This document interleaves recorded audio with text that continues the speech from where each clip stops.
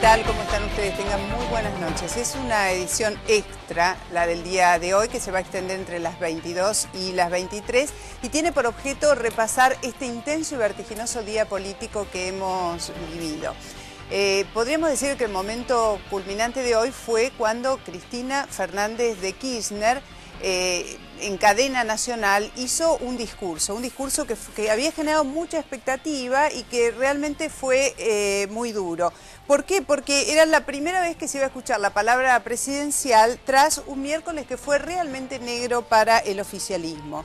Ayer una dura derrota acá durante la sesión preparatoria del Senado, al quedarse con buena parte de la distribución del poder la oposición política. Los 37 senadores estuvieron allí, votaron, hubo quórum, hubo mayoría y se impuso el criterio del conjunto de la oposición que había acordado algunas cuestiones claves. Básicamente, en el caso del día de ayer, la distribución del poder en las comisiones y la posibilidad de imponer la agenda parlamentaria. Por eso es que se dice que a partir de ayer hubo una suerte de nuevo mapa político que fue el que se estableció a partir del 28 de junio.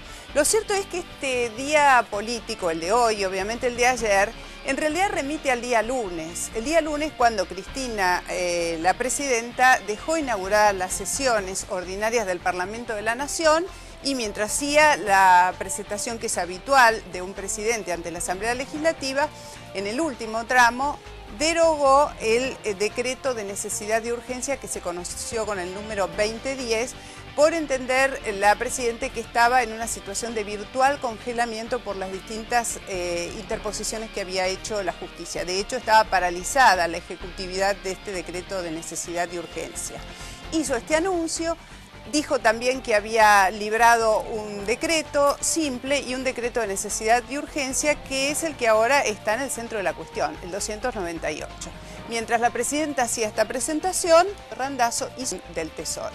A partir de allí empieza toda una situación que pone en el centro del debate a Mercedes Marcó del Pont, la Presidenta del Banco Central de la República Argentina y cuyo pliego está a consideración del Senado, donde ya se ha anticipado que va a ser rechazado. Después vamos a entrar en detalle en todo lo que dijo Cristina Fernández hoy, porque tuvo conceptos muy duros, habló de la posibilidad de que la justicia defoltee la deuda, habló de un ánimo destituyente y prácticamente golpista, fue muy dura con la justicia, muy dura con la oposición, defendió a ultranza a Mercedes Marcó del Pont y dijo que en cualquier caso, y haga lo que haga la justicia, se va a pagar la deuda externa utilizando las reservas del Banco Central.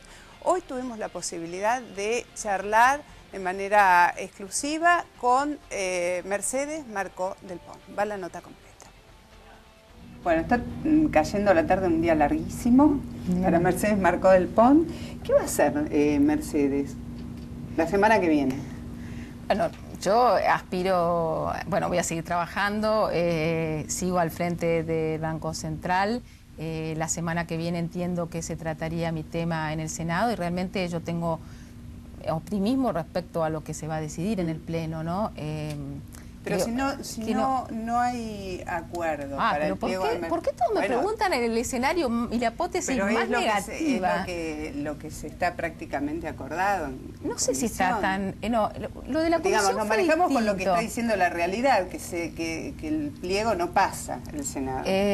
Bueno, yo creo que la realidad es dinámica y creo que en algún momento se pueda después que den las campanadas, podamos discutir las cuestiones más de fondo que hacen a por qué el Banco Central hizo lo que hizo, por qué está bueno haber utilizado reservas para pago de la deuda, porque es un uso legítimo, etcétera, etcétera, etcétera. Yo creo que eso se va. Ahora estamos en ese maremoto que espero que las aguas se aquieten y que podamos dar esa discusión de fondo. Yo estoy absolutamente tranquila porque el director del Banco Central actuó en la absoluta legalidad, hizo lo único que podía hacer, que era acatar este DNU con jerarquía de ley. Lo hicimos con todos los procedimientos como correspondía, con todos los dictámenes, con el pleno del directorio del banco, en los tiempos que correspondió, no entre gallos y medianoche, ni en la clandestinidad, ni en todas estas cosas que andan diciendo.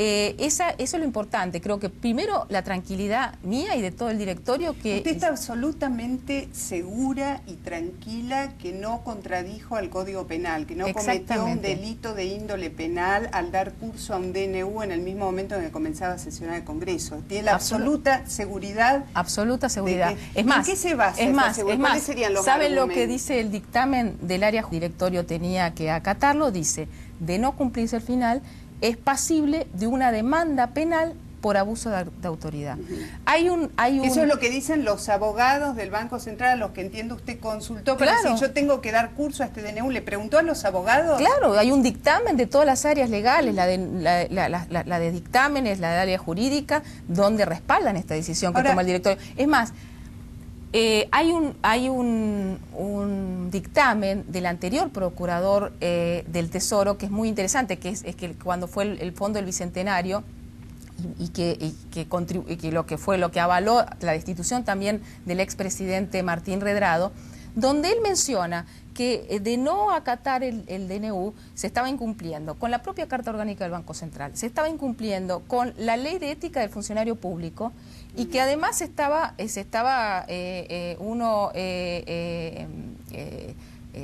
claramente yo ya a esta hora no me salen ni las palabras, estaba bajo la posibilidad de una demanda penal por incumplimiento y por abuso de autoridad Ahora, en este caso curioso, específico. ¿no? Porque la presidenta hoy habla de una venganza si no le aceptan el pliego y la oposición dice, no, nosotros estamos dispuestos a avalar el pliego porque la respetamos como profesional.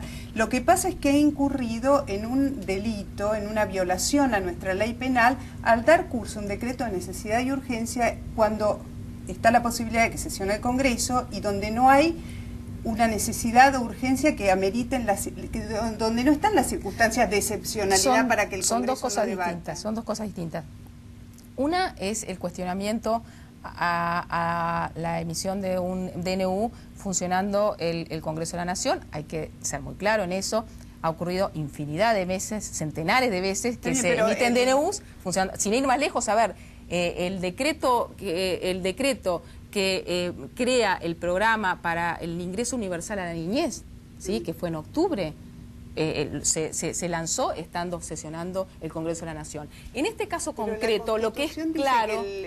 hasta donde uno sabe, dicen los constitucionalistas, lo han estado diciendo, en un artículo de la Constitución que dice que el decreto de necesidad y urgencia solo le permite legislar al Ejecutivo cuando hay una determinada circunstancia de excepcionalidad, no sé, un terremoto, un sismo, una catástrofe, y además el Congreso no puede evaluar esa situación porque no puede reunirse. Bueno, entonces ahí yo digo dos cosas. Una, no es al Banco Central el que le compete ponderar la validez o no de un DNU. Primer punto. El Banco Central o el organismo que hubiera que reciba ese DNU tiene la obligación de cumplirlo. Eso es lo más importante. No teníamos otra alternativa de cumplirlo. Más allá de que estamos de acuerdo con ese contenido, no, la obligación legal del Banco Central era cumplirlo. Es más, en el anterior Fondo Bicentenario, una de las partes del área jurídica del Banco Central que no acompañó el dictamen. En esta sí, porque entre otras cosas ponderó la necesidad de urgencia y plantea que en los fundamentos de este DNU hay una serie de elementos que hablan de la necesidad de que la Argentina, en un mundo que hay crisis enormes financieras, donde hay países que están muy complicados, donde hay posibilidades de corridas y de corralitos en el resto del mundo, donde hay algunos organismos internacionales están diciendo que hay peligro de burbujas en la región, etcétera. La Argentina da una señal clara de que va a hacer frente a su servicio de la deuda. ¿Por qué no hacerlo a través de una ley? ¿Por qué la presidenta no convoca al Congreso a debatir este tema en el contexto más lógico, que es el funcionamiento del Congreso? Bueno, nuevamente, eso es algo que yo no tengo que contestar porque no tengo los elementos para saber si había espacio realmente para discutir en el ámbito del Congreso de la Nación la posibilidad de una ley. O sea, usted el único camino que le quedaba era ejecutar el decreto de necesidad y urgencia. El único camino que me quedaba era ejecutar el DNU.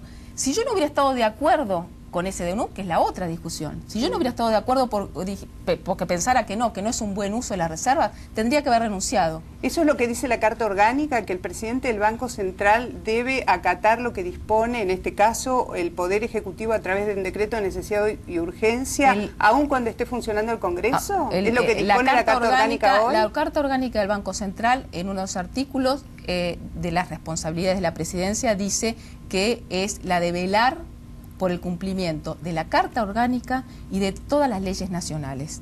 Entendamos, el decreto de necesidad de urgencia está pautada por la Constitución Nacional y tiene jerarquía de ley. Entonces,